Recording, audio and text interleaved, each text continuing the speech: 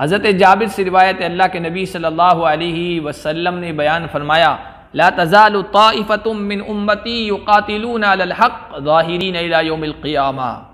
मेरी उम्मत का एक गिरोह बराबर लड़ता रहेगा हक़ की खातिर, क़यामत के रोज़ तक वो गालिब रहेगा, क़यामत के क़ुर्ब तक गालिब ही रहेगा।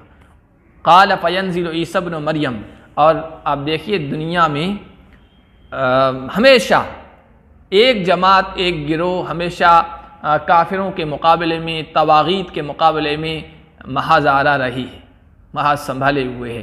कोई वक्त ऐसा नहीं गुज़रा है जब शैतानी ताकतों के ख़िलाफ़ कोई ना कोई जमात और गिरोह सीना सफ़र ना हो। इस वक्त भी देख लें दुनिया के मुख्तलिफ़ इलाक़ों में, कहीं फ़लस्तीन में शैतानी ताकतों के ख़िलाफ़ निहत्ते फ़लस्तीनी खड़े हैं, और कहीं अफ़गानिस्तान में दुनिया की सारी ताकतों के मुकाबिल खड़े थे और अल्लाह ताला ने उन्हें फतवा अता फरमाई।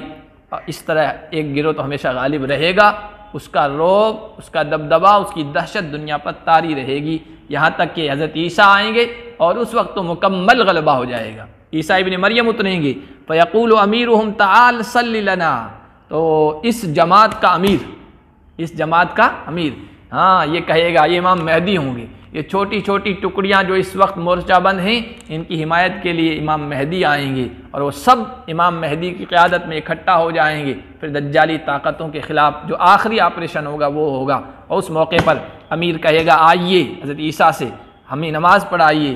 फ़यक़ूलु ला, वो कहेंगे नहीं, इन्ना बअज़कुम अला बअज़िन उमरा, तुम में से बाज़ पर अमीर बनेंगे। अल तकरीमतुल्लाह हाज़िहिल उम्मह, ये इस उम्मत की अल्लाह की तरफ से तकरीम है, एज़ाज़ है।